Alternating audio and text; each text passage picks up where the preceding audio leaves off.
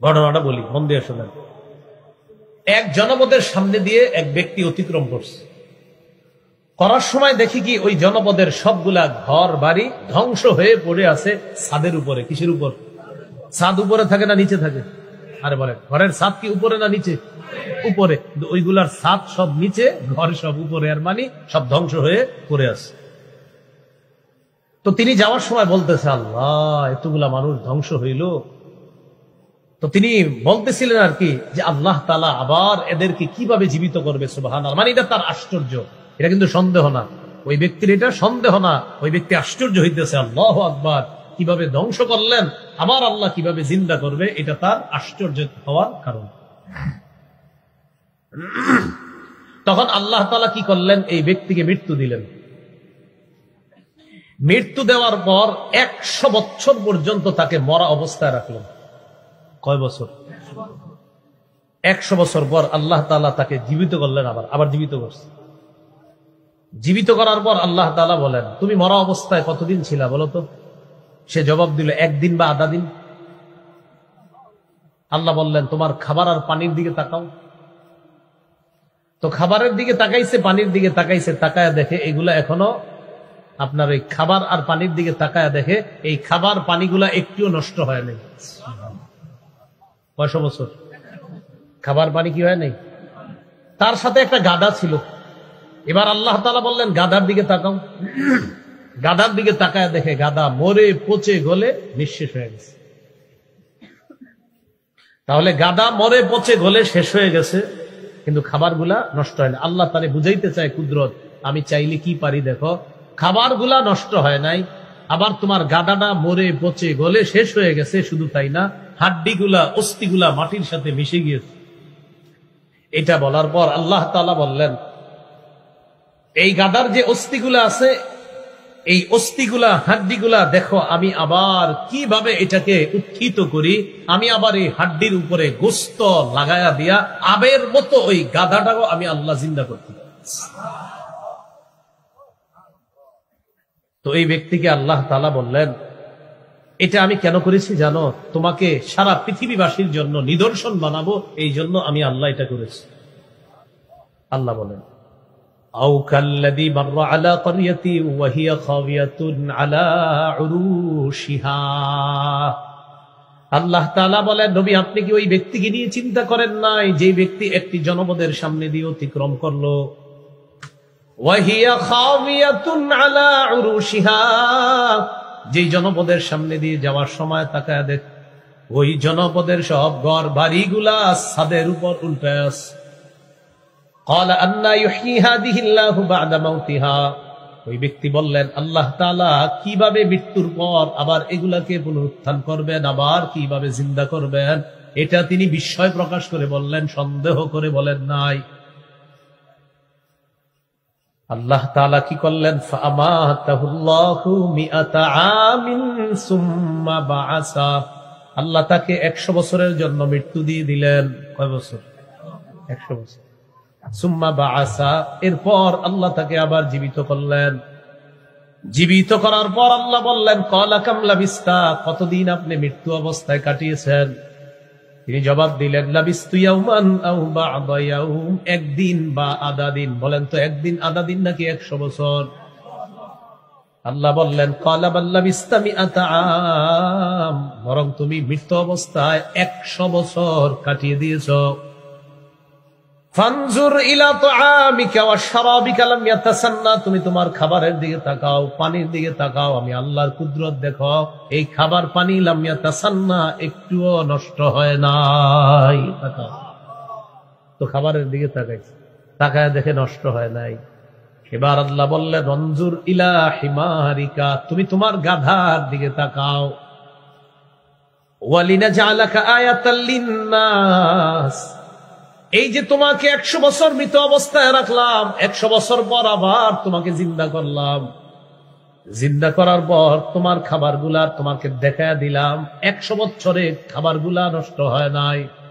আমি আল্লাহ এটা কেন করেছি জানো?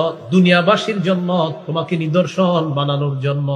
আমি আল্লাহ 100 বছর মৃত রাইখা আবার জিন্দা করলাম, মানুষ যেন বুঝতে পারে কিয়ামতের ময়দানে আমি আল্লাহ মানুষকে আবার জিন্দা করব, এতে কোনো সন্দেহ নাই।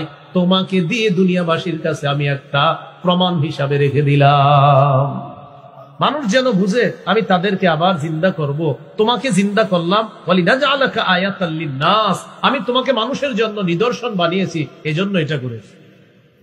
এবার আল্লাহ বলেন ওয়ানজুর ইলাল ইযাম, অস্থিগুলার দিকে তাকাও, ঘোড়ার হাড্ডিগুলা পচে গলে যে মাটির সাথে মিশে গেছে এগুলার দিকে তাকাও। তো তাকাইছে, তাকানোর পর দেখে ঘোড়াটা নাই, গাদাটা নাই, এই গাদা মরে পচে গলে গাদার হাড্ডিগুলা মাটির সাথে মিশে গেছে।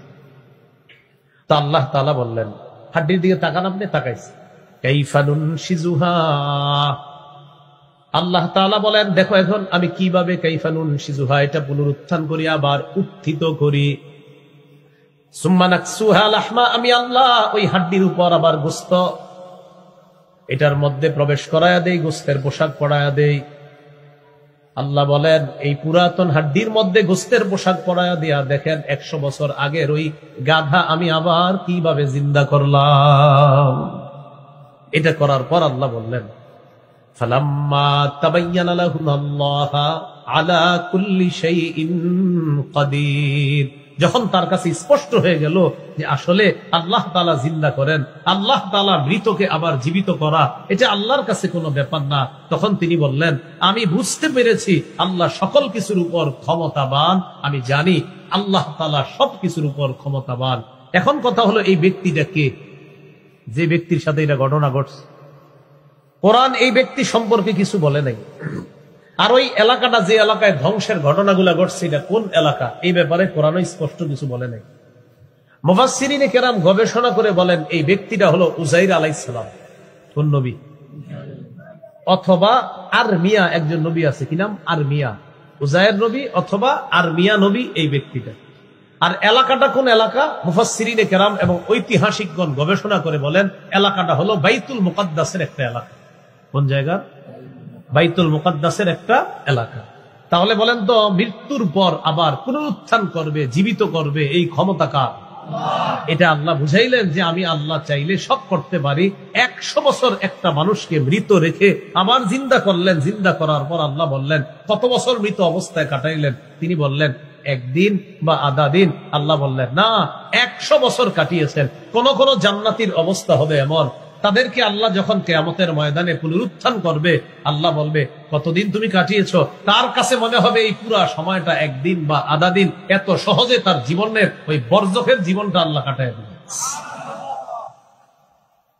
এই গেল 259 নম্বর আয়াত। সূরা বাকারার 260 নম্বর আয়াতে আল্লাহ তাআলা বলেন وَإِذْ قَالَ إِبْرَاهِيمُ رَبِّ أَرِنِي كَيْفَ تُحْيِي الْمَوْتَى قَالَ أَوَلَمْ تُؤْمِنْ قَالَ بَلَى وَلَكِنْ لِيَطْمَئِنَّ قَلْبِي। এবার আল্লাহ তাআলা আরেকটা আলোচনা করতেছে, আল্লাহ যে মৃতকে জিন্দা করেন এর আরেকটা দৃষ্টান্ত।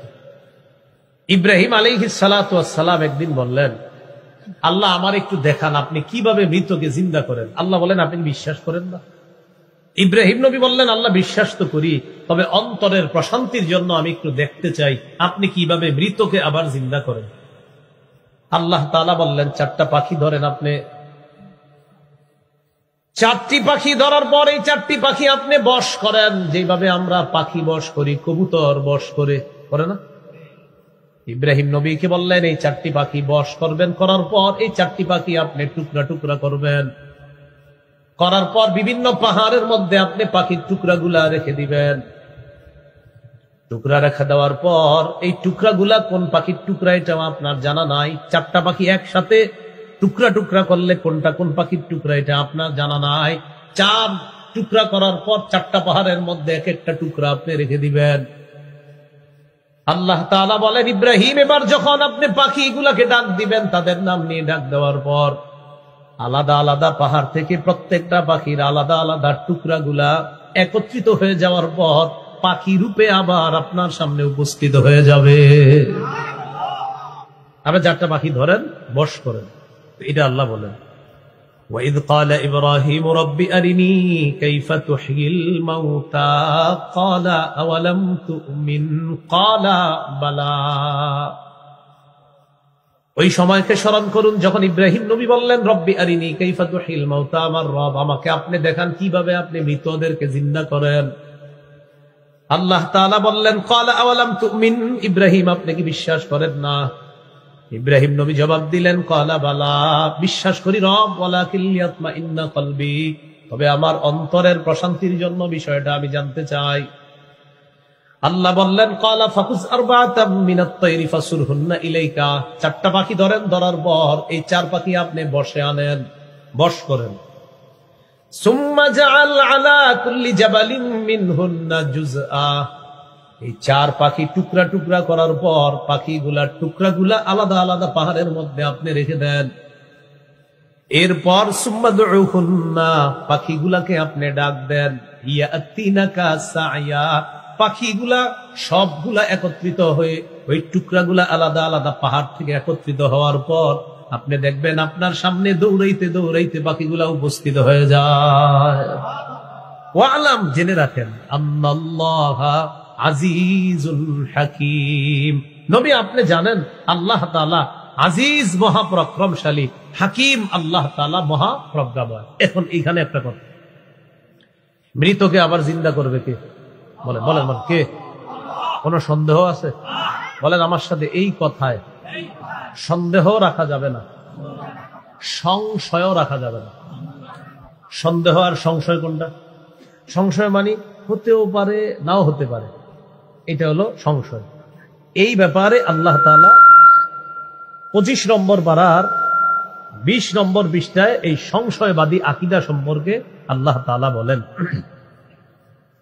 কিছু মানুষ আছে এমন, যেই মানুষগুলা আল্লাহ তাআলার কুদরত, আল্লাহ যে আবার জিন্দা করবে, কিয়ামত যে হবে, তখন তারা বলে কিয়ামত হবে, আবার মানুষকে পুনরুত্থান করবে, মৃতকে জিন্দা করবে, এটা আপনি বিশ্বাস করেন? তখন তারা বলে হতেও পারে নাও হতে পারে। কিছু মানুষ এরকম কথা বলে, এটা হলো সংশয়বাদী আকীদা।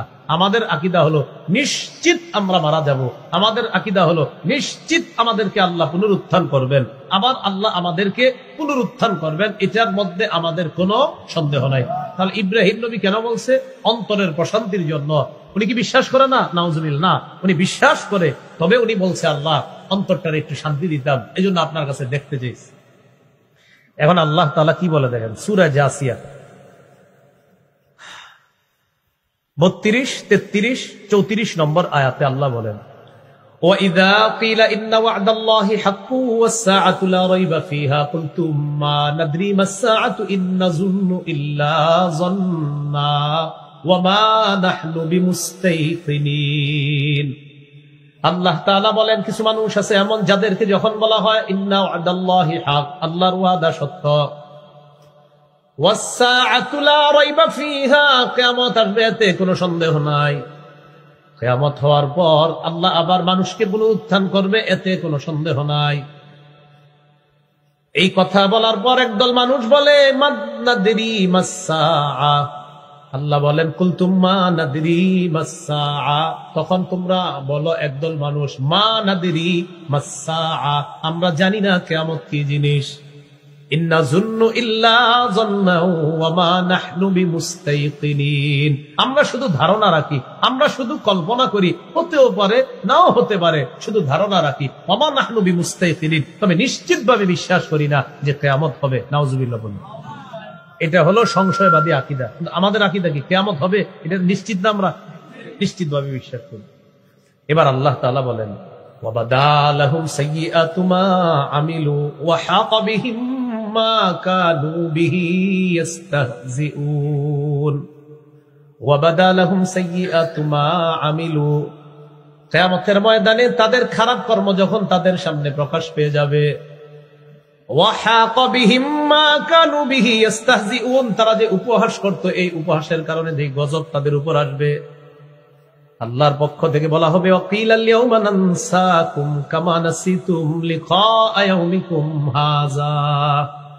আল্লাহ বলবেন আজ আমি তোমাদেরকে ভুলে যাব, যেমন তোমরা এই দিনটাকে ভুলে গিয়েছ।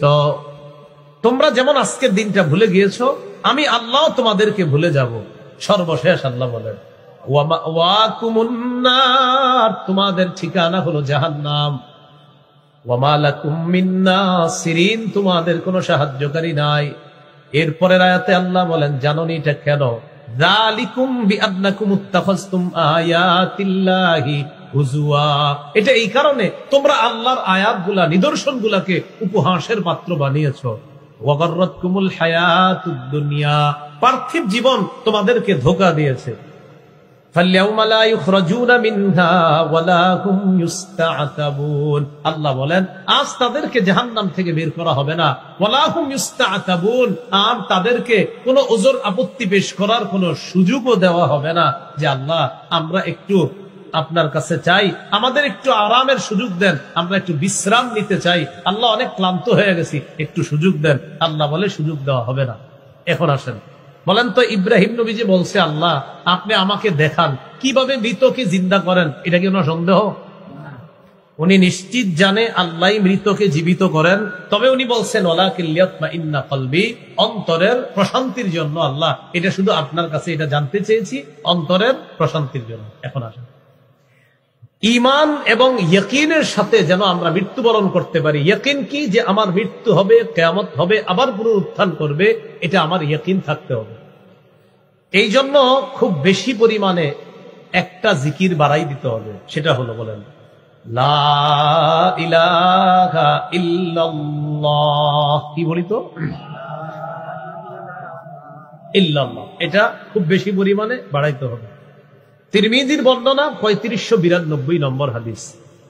ক্বালা রাসূলুল্লাহ সাল্লাল্লাহু আলাইহি ওয়াসাল্লাম মান ক্বালা লা ইলাহা ইল্লাল্লাহ কাত মুখলিসান, নবী বলেন যে ব্যক্তি ইখলাসের সাথে পড়বে লা ইলাহা ইল্লাল্লাহ ইল্লা ফুতিহাত লাহু আবওয়াবুস সামাই হাত্তা তুবজিয়া ইলাল আরশ, নবী বলেন আসমানের সবগুলা দরজা খুলে দেওয়া হয়, তার লা ইলাহা ইল্লাল্লাহ যেন আরশ পর্যন্ত পৌঁছে যায়। এই হলো আপনার এক অংশ, যে অংশ পর্যন্ত আল্লাহ তাআলা আমাদেরকে কিছু ইয়াকিন দিলেন, কিছু আকীদা বিষয়ে আল্লাহ তাআলা আলোচনা করলেন। তাহলে বলেন তো, রাজত্ব দেয় কে? মৃত্যু দেয় কে?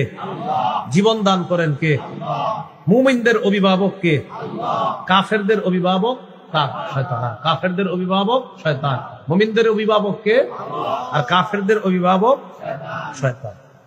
এবার আল্লাহ তাআলা সওয়াব যেন আমরা বেশি বেশি বাড়ায়া আমাদের আখিরাতের জন্য সঞ্চয় করতে পারি, এই ব্যাপারে আল্লাহ তাআলা সূরা বাকারার 261 নম্বর আয়াতে আল্লাহ বলেন আপনাদের এলাকার একজনে একটা বিচি লাগাইছেন, একটা বিচি, এই বিচি থেকে 60টা শীষ হইছে, প্রথমে গাছ 60টা শীষ হইছে, 60টা শীষের মধ্যে প্রত্যেকটার মধ্যে 100টা করে দানা আছে। তাহলে বলেন তো 7 100 কত হয়? 700। কেউ যদি 1 টাকা দান করেন আল্লাহ তাকে কমপক্ষে 700 নেকি দান করবেন।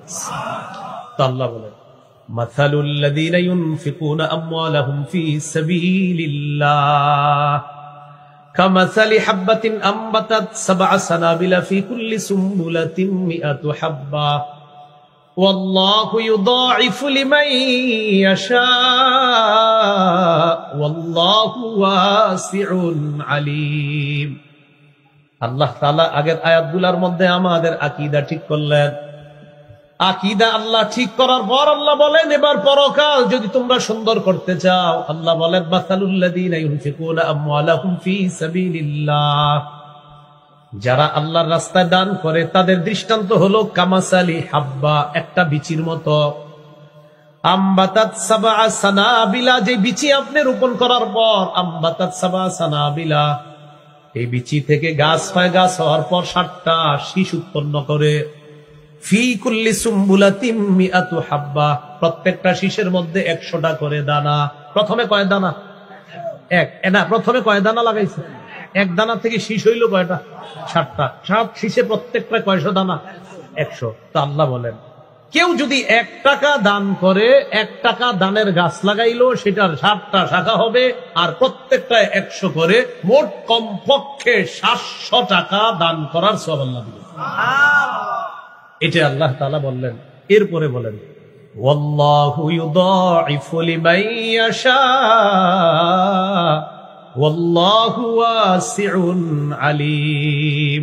আল্লাহ যাকে ইচ্ছা তাকে দ্বিগুণ দান করেন, বহুগুণে বৃদ্ধি করে আল্লাহ তাদেরকে দান করেন। ওয়াল্লাহু ওয়াসিউন আলিম, আল্লাহ প্রচুর দেন, আলিম আল্লাহ জ্ঞানী, আল্লাহ প্রশস্ততার অধিকারী। একটু বুঝেন এই আয়াত আর আগের আয়াতের সম্পর্ক। প্রথম থেকে 256 থেকে আপনার 260 নম্বর আয়াত পর্যন্ত আল্লাহ তাআলা আমাদের আকীদা ঠিক করছে। শোনো, ইসলাম শ্রেষ্ঠ ধর্ম, এটা আল্লাহ বলে দিলেন। ইসলাম ধর্ম গ্রহণ করার ক্ষেত্রে তোমাকে বাড়াবাড়ি করা হবে না, তোমাকে জোর করা হবে না। আল্লাহ বললেন দাওয়াত দিতে পারো, ইসলাম হলো শ্রেষ্ঠ ধর্ম, এটা দাওয়াত হবে।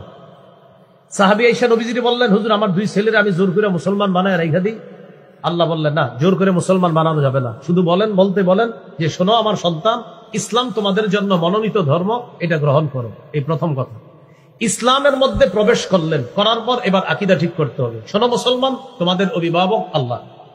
এরপরে আল্লাহ বলেন, নবী আপনি কি ওই ব্যক্তির ঝগড়া দেখেন নাই যে নমরুদ ইব্রাহিমের সাথে ঝগড়া করছে? কি আল্লাহ তাকে রাজত্ব দান করছে, দান করার পর সে এখন নিজের খোদা বলে। এখানে আল্লাহ আকীদা ঠিক করাইলেন, রাজত্ব দেওয়ার মালিক কে? জীবন মৃত্যু দেয় কে?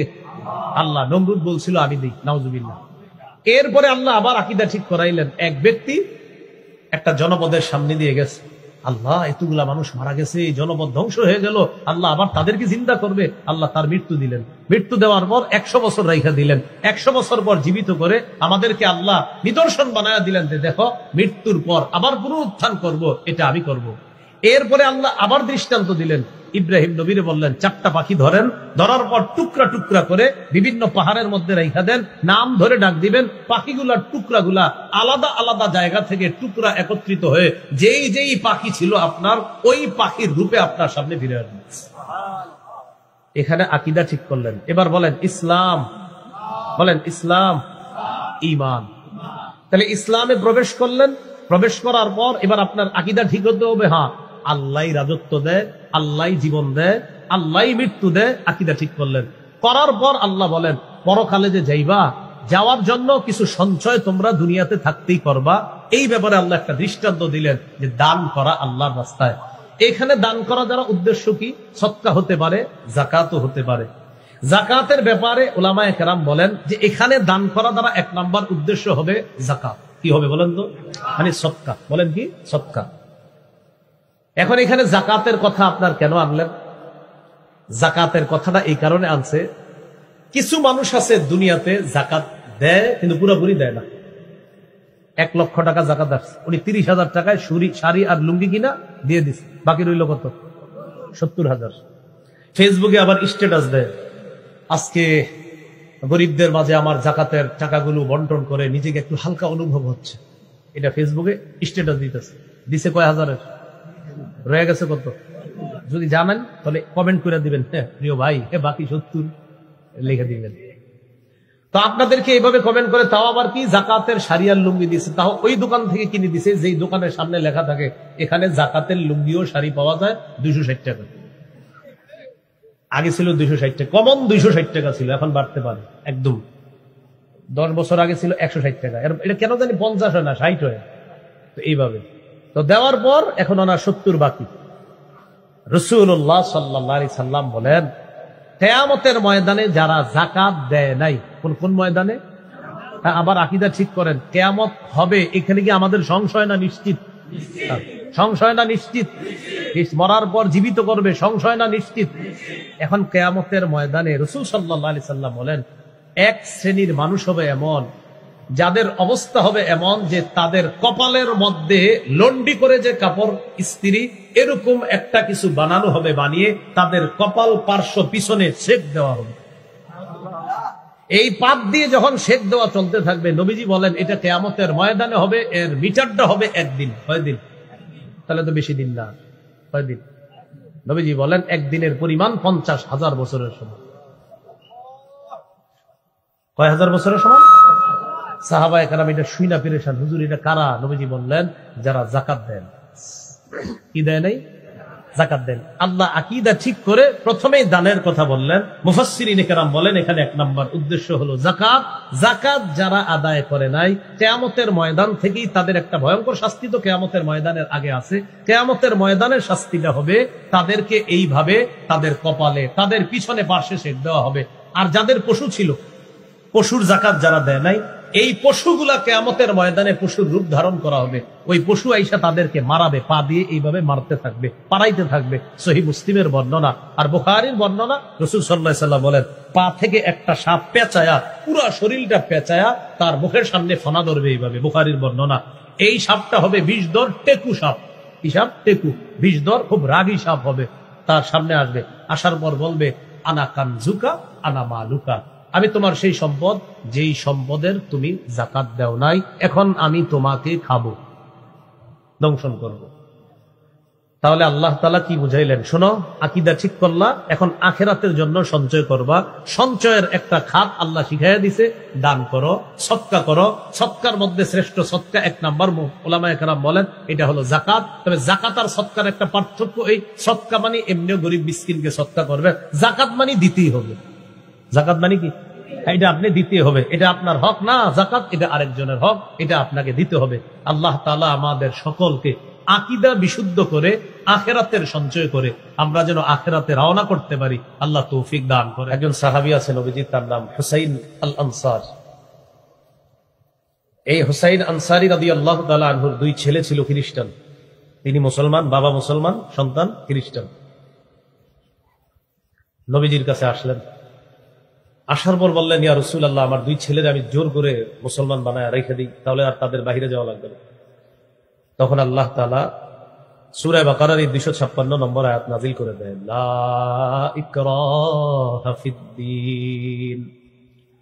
দিন গ্রহণ করার ক্ষেত্রে জোর জবরদস্তি করা যাবে না, জোর করা যাবে না। তোমার সন্তান খ্রিস্টান, তাদেরকে জোর করে মুসলমান বানানো যাবে না। তাদের কাছে এতটুকু বলা যায় যে ইসলাম হলো আল্লাহর কাছে মনোনীত ধর্ম, দাওয়াত দেওয়া যায়। সূরা আলী ইমরানের 19 নম্বর আয়াতে আল্লাহ বলেন, ইন্নাদ-দীনা ইনদাল্লাহিল ইসলাম, নিশ্চয় আল্লাহর কাছে মনোনীত ধর্ম হলো ইসলাম। এই দাওয়াত দেওয়া যায়, কিন্তু জোর করে তাদেরকে মুসলমান বানানো যাবে না। সূরা বাকারার 132 নম্বর আয়াতে আল্লাহ বলেন, وَوَصَّى بِهَا إِبْرَاهِيمُ بَنِيهِ وَيَعْقُوبُ يَا بَنِيَّ إِنَّ اللَّهَ اصْطَفَى لَكُمُ الدِّينَ فَلَا تَمُوتُنَّ إِلَّا وَأَنْتُمْ মুসলিমুন। ইব্রাহিম নবী, ইয়াকুব নবী তাদের সন্তানদেরকে ওসিয়ত করেছেন, হে প্রিয় সন্তান, আল্লাহ তাআলা তোমাদের জন্য দিন নির্বাচন করেছেন, সাবধান, মুসলমান না হয়ে তোমরা মরবা না, মুসলিম না হয়ে তোমরা মরবা না। দাওয়াত দেওয়া যাবে, কিন্তু জোর করে কাউকে মুসলমান বানানো, এটা আল্লাহ তাআলা বললেন, লা ইকরাহা ফিদ্দীন। দিন গ্রহণ করার ক্ষেত্রে জোর করা যাবে না। কেন জোর করা যাবে না? ক্বাদ তাবায়্যানার রুশদু মিনাল গায়। আল্লাহ তাআলা বলেন, গোমরাহি থেকে হেদায়েত স্পষ্ট হয়ে গিয়েছে। কোনটা হেদায়েত আর কোনটা গোমরাহি, এটা মানুষের সামনে স্পষ্ট। এখন জোর করা যাবে না। মানুষ বুঝে কোনটা সঠিক কোনটা বেঠিক, এরপরেও তারে দাওয়াত দেওয়া, সে যদি গ্রহণ করে ভালো, না করলে জোর করা যাবে না। আল্লাহ বলেন, হেদায়েত স্পষ্ট হওয়ার পরেও ফামান ইয়াকফুর বিত-তাগুত ওয়া ইউমিন বিল্লাহ ফাকাদ ইসতামসাকা বিল উরওয়াতিল ওয়াসকা। যারা তাগুতকে অস্বীকার করবে, তাগুত মানে সীমা লঙ্ঘনকারী, নাফরমান যারা, তাদেরকে যারা অস্বীকার করবে, ওয়া ইউমিন বিল্লাহ, এবং যারা আল্লাহকে বিশ্বাস করবে, ফাকাদ ইসতামসাকা বিল উরওয়াতিল ওয়াসকা লান ফিসামা লাহা। আল্লাহ তাআলা বলেন, যারা তাগুত অস্বীকার করবে, আল্লাহর প্রতি বিশ্বাস স্থাপন করবে, তারা এমন মজবুত হাতল আঁকড়ে ধরে, লান ফিসামা লাহা, যে হাতল ছুটার কোনো সম্ভাবনা নাই। যেই মজবুত হাতল, এটা ছুটার সম্ভাবনা নাই, এটা একটা মজবুত হাতল, এটা তাওহীদ। এই তাওহীদ যারা আঁকড়ে ধরবে, লান ফিসামা লাহা, এটা ছুটার সম্ভাবনা নাই যদি তাগুতকে অস্বীকার করে আর আল্লাহকে বিশ্বাস করে। আল্লাহ বলেন, লান ফিসামা লাহা, এই মজবুত হাতল যারা ধরবে, এটা বিচ্ছিন্ন হওয়ার কোনো সুযোগ নাই। ওয়াল্লাহু সামিউন আলিম, আল্লাহ সর্বশ্রোতা, সর্বজ্ঞানী। তাগুতকে অস্বীকার করা, আল্লাহকে বিশ্বাস করা, তাওহীদকে মেনে নেওয়া। তাওহীদের মৌলিক 4টি শর্ত। বলেন তাওহীদের শর্ত কয়টি? ভাই ভাই রিভাব দিয়েন না, ভাই রিভাব দিয়েন না, ইকো দিয়েন না, ভাসানো আওয়াজ বন্ধ করেন, নর্মাল রাখেন। হ্যাঁ, বাহিরের আওয়াজ কমান। হ্যাঁ, তো বাহিরের আওয়াজ একটু কমান, উপরের গুলা কমান, এখানে আওয়াজ সাধারণ রাখেন। আমি এলাম এমন বক্তা যে খালি কমাই, সমস্যা নেই। তাওহীদের কয়টি শর্ত? 4টি শর্ত। তাওহীদের 4টি শর্ত।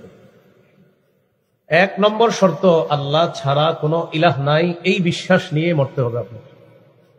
2 নম্বর শর্ত, আপনি আল্লাহর প্রতি বিশ্বাস স্থাপন করেছেন, আল্লাহ ছাড়া কোনো ইলাহ নাই, এই কথায় একটু সন্দেহ করা যাবে না। 3 নম্বর শর্ত, আপনি মুখে বলতেছেন আমি আল্লাহকে বিশ্বাস করি, অন্তরেও আপনি এটা বিশ্বাস করেন কিনা, এই মুখ আর অন্তর একসাথে হতে হবে। যদি আলাদা হয় দুইটা, 3 নম্বর শর্ত পূরণ হবে না। 4 নম্বর, বলেন আমার সাথে আল্লাহকে সবচেয়ে বেশি ভালোবাসতে হবে। এই হলো তাওহীদের 4টি শর্ত। 1 নম্বর শর্ত, আল্লাহ ছাড়া কোনো ইলাহ নাই, এই আল্লাহকে বিশ্বাস করবেন যে আল্লাহ ছাড়া কোনো ইলাহ নাই, এমন ভাবে বিশ্বাস করা এবং এই বিশ্বাস নিয়ে মৃত্যুবরণ করা। সহিহ বুখারীর বর্ণনা 26 নম্বর হাদিস। এই হাদিসের বর্ণনাকারী উসমান রাদিয়াল্লাহু তাআলা আনহু, তিনি বলেন, عن عثمان رضي الله تعالى عنه قال قال رسول الله صلى الله عليه وسلم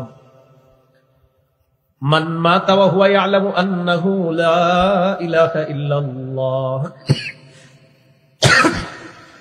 যে ব্যক্তি এই বিশ্বাস নিয়ে মৃত্যুবরণ করবে যে আল্লাহ ছাড়া কোনো ইলাহ নাই, দাখালাল জান্নাহ, নবী বলেন আমি নবী বলে দিলাম সে জান্নাতে প্রবেশ করবে। সহিহ বুখারীর বর্ণনা 1237 নম্বর হাদিস। এই হাদিসের মধ্যে আসছে জিবরিল আমিন রাসূলুল্লাহ সাল্লাল্লাহু আলাইহি সাল্লামের কাছে আসছে। আসার পর কয়েলটা একটু অন্যদিকে সরান, না কয়েলের কারণে আমার হাসি উঠবে কিন্তু বারবার।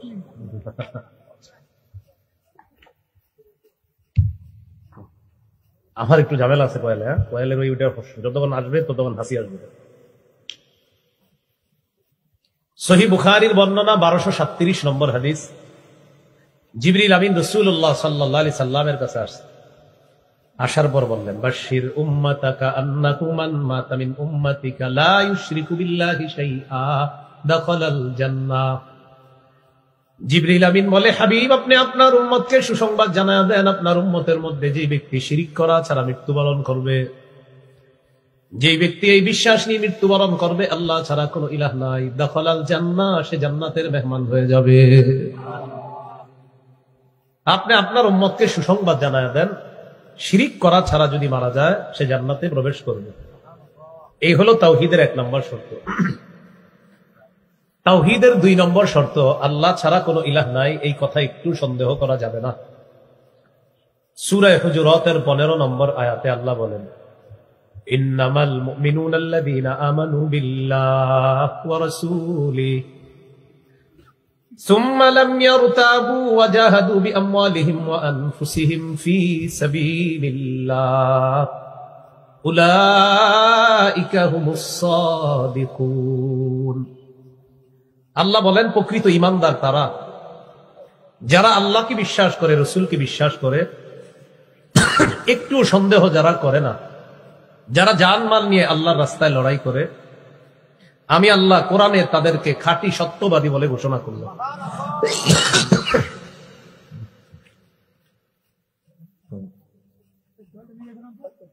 বিসমিল্লাহ।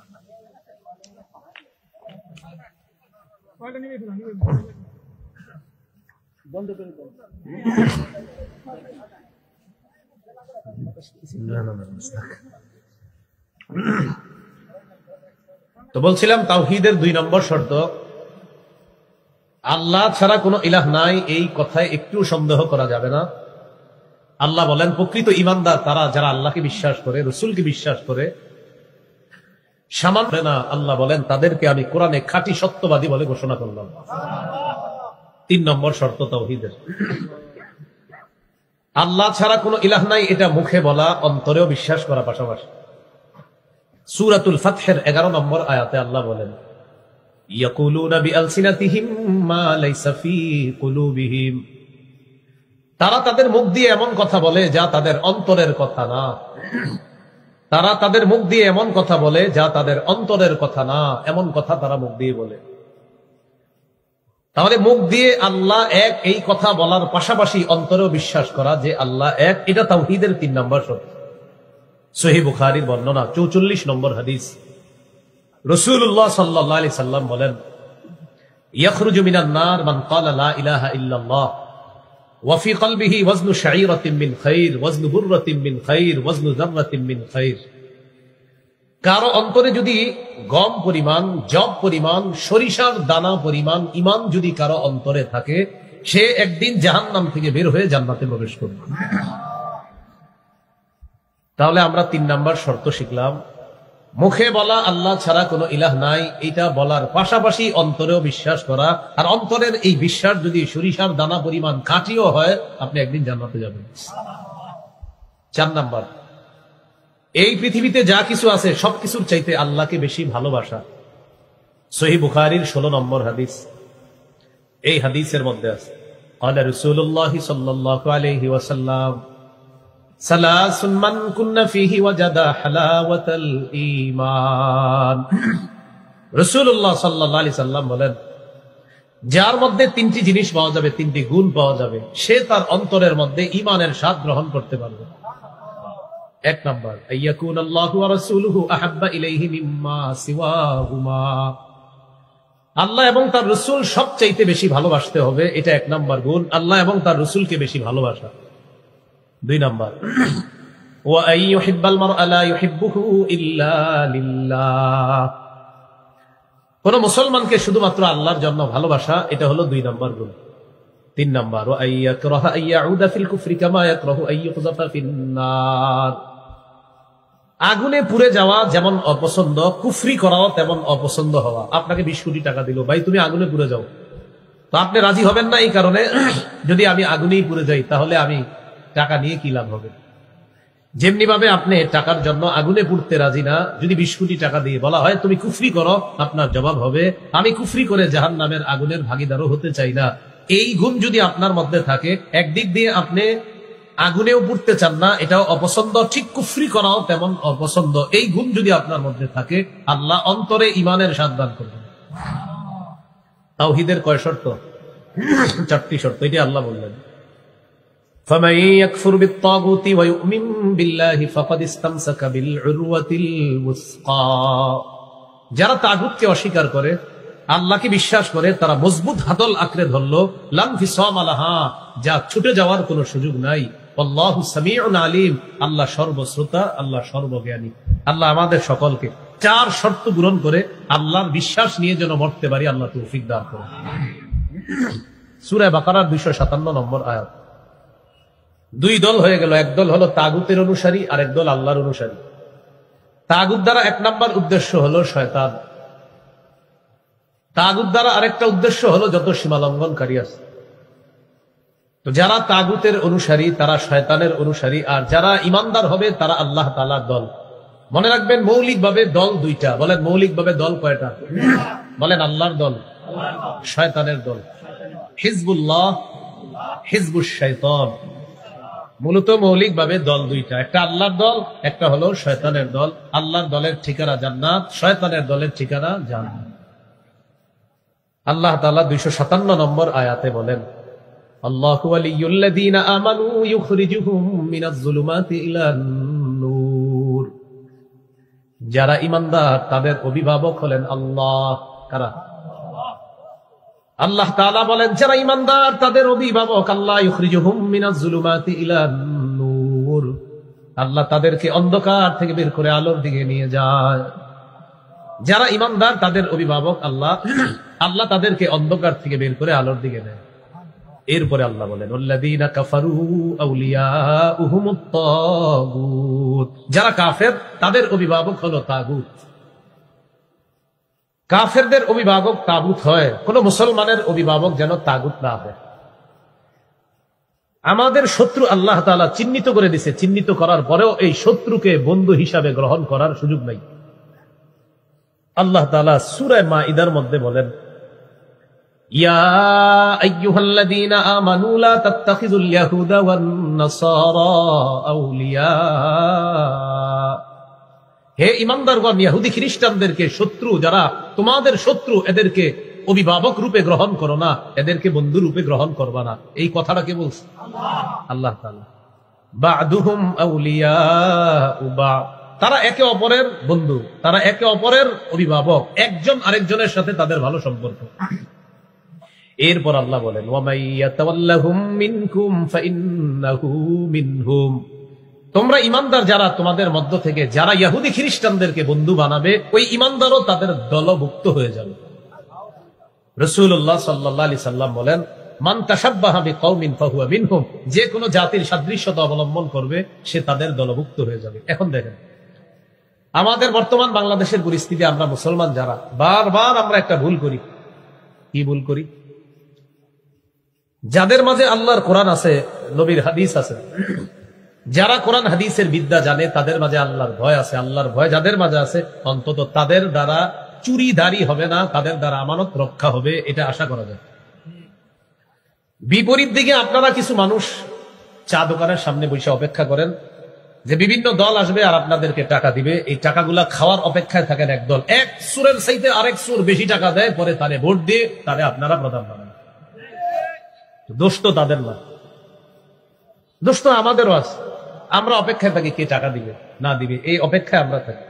আচ্ছা, এরপর ঘটনা কি ঘটলো? ঘটনা ঘটলো যাক যেইভাবে হোক, মোটামুটি ভাবে শত্রু ইত্যাদি চিহ্নিত করে শত্রু মুক্ত করলেন। করার পর এক শত্রু ছেড়ে আরেক শত্রুর পিছনে পিছনে যদি গিয়ে ঘুরেন, বিষয়টা এমন হবে বৃষ্টি থেকে বাঁচার জন্য ঝর্ণার নিচে এসে দাঁড়াইলেন। হ্যাঁ, এই জন্য মনে রাখবেন, ইহুদি খ্রিস্টান এরা মুসলমানের কখনো বন্ধু হতে পারে না, এরা মুসলমানের কখনো ভালো চায় না, চাইতে পারে না। কখনো বন্ধুত্বতার যদি হাত বাড়ায়, বুঝতে হবে এটার পিছনে কোনো বড় ষড়যন্ত্র আছে। আল্লাহ তাআলা বলেন যারা ইমানদার তাদের অভিভাবককে, আল্লাহ বলেন ইমানদারের অভিভাবককে। এই জন্য আফগানিস্তান আল্লাহকে অভিভাবক মাইনা ধৈর্যের সাথে 20 বছর পর্যন্ত লড়াই অব্যাহত রাখছে, আল্লাহকে অভিভাবক মানছে। এরপর আমেরিকার মতো বড় শত্রুরা পিছু হটতে বাধ্য হয়ে আফগানিস্তান এখন সারা দুনিয়ার মধ্যে এমন অবস্থা তৈরি করছে, বিভিন্ন দেশ আফগানিস্তানকে গুনতে চায় নাই 3 বছর আগে। এখন আফগানিস্তানের অবস্থা এমন, আফগানিস্তান অন্যদেরকে বলে গোনার টাইম নেই। তারা অভিভাবক বানাইছে কাকে? আমরা অভিভাবক বানাই কারা জানেন? একটা শত্রু আপনার ছাড়ার পর আরেক শত্রুকে গিয়ে অভিভাবক বানাই, মানে বৃষ্টি থেকে বাইচা ঝর্ণা নিচে এসে দাঁড়াই। তাহলে ইমানদারের অভিভাবক কারা?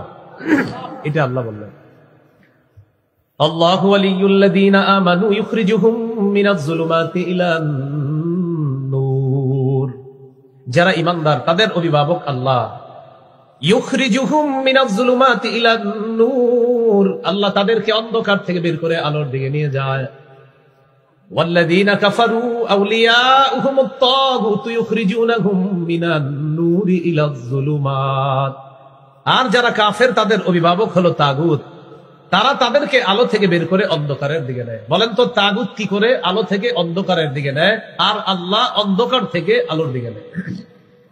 এরপরে আল্লাহ বলেন উলাইকা আসহাবুন নারি হুম ফিহা খালিদুন, তারা হলো জাহান্নামী, তারা চিরস্থায়ীভাবে জাহান্নামে থাকবে। তাগুত আল্লাহ আমাদেরকে আল্লাহকেই অভিভাবক হিসাবে জেনে মেনে যেন মৃত্যুবরণ করতে পারি, আল্লাহ তৌফিক দান করে।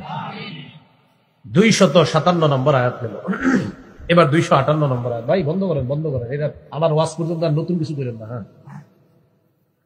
সূরা বাকারার 258 নম্বর আয়াত, এই আয়াতটা একটু বুঝেন।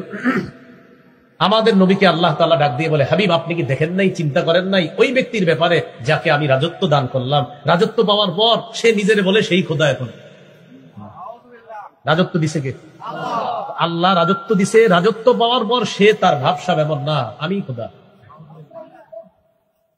তার সাথে ইব্রাহিম আলাইহিস সালাতু ওয়াস সালামের একটা ঝগড়া হলো, তো আল্লাহ তাআলা আমাদের নবীকে বলতেছে আলাম তারা ইলাল্লাযী হাজ্জা ইব্রাহিম ফি রাব্বিহি আন আতাহুল্লাহুল মুলক। আল্লাহ তাআলা বলেন নবী আপনি কি ওই ব্যক্তির ব্যাপারে চিন্তা করেন নাই, তাকে কি আপনি দেখেন নাই যে ব্যক্তি ইব্রাহিম নবীর সাথে তার রবের ব্যাপারে ঝগড়া করেছে? আন আতাহুল্লাহুল মুলক, যে রব তাকে রাজত্ব দান করেছেন। রাজত্ব দেওয়ার মালিক কে? আল্লাহ।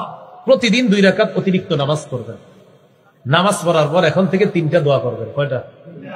1 নম্বর বলেন হে আল্লাহ ভবিষ্যতে বাংলাদেশে কিয়ামতের আগে আর যেন কোন নারী প্রধান না হয়। কি না হয়? সহিহ বুখারীর বর্ণনা, রাসূলুল্লাহ সাল্লাল্লাহু আলাইহি সাল্লাম বলেন, লা ইউফলিহা কওমুন ওয়াল্লাহু আমরাহুম ইমরাআতান, ওই জাতি কিছুতেই সফল হবে না যে জাতি তাদের নেতৃত্বে কোন নারীকে বসায়। এইজন্য 1 নাম্বার দোয়া করবেন, আল্লাহ ভবিষ্যতে যেন এই দেশের প্রধান কোন নারী না হয়। 2 নাম্বার দোয়া করবেন, বলেন আল্লাহ মৃত্যুর আগে বাংলাদেশে শরিয়া আইন দেখে যেতে চাই। কি আইন? দেয়ালে লিখবেন, শরিয়া আইন চায় না তারা, বলেন, কোন না কোন অপরাধে অপরাধী যারা। শরিয়া আইন চায় না তারা, কোন না কোন অপরাধে অপরাধী যারা। চোর শরিয়া আইন চাইবে না, হাত কাটা যাবে। ধর্ষক শরিয়া আইন চাইবে না, পাথর মেরে হত্যা করা হবে। 100টা বেত্রাঘাত করা হবে, এই জন্য ধর্ষক শরিয়া আইন চাইবে না। চোর শরিয়া আইন চাইবে না কেন? যদি শরিয়া আইন চালু হয়, বিগত বছরের চুরির বিচার করতে করতে আপনার বাংলাদেশের হায়াত শেষ হয়ে যাবে। এই জন্য শরিয়া আইন, এটার জন্য দোয়া করবেন। 2 নাম্বার দোয়া। 3 নাম্বার দোয়া করবেন, বলেন আল্লাহ আমাদের দেশে এমন একজন শাসক আপনি তৈরি করে দেন, যেই শাসক মৌলিক 4টি কাজে গুরুত্ব দিবে। নামাজ কায়েম করা, যাকাত, সৎ কাজের আদেশ, অসৎ কাজের নিষেধ। এই 4টা কাজ করবে যেই শাসক, এই শাসকের জন্য আল্লাহর কাছে দোয়া করবে। সূরা হজের 41 নম্বর আয়াতে আল্লাহ বলেন, আল্লাযীনা ইম্মাক্কান্নাকুম ফিল আরদি আকামুস সালাহ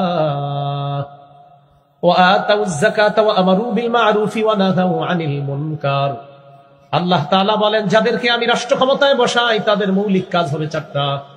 1 নাম্বার আকামুস সালাহ, নামাজ কায়েম করা। 2 নাম্বার ওয়া আতাউয যাকাত, যাকাত প্রতিষ্ঠিত করা।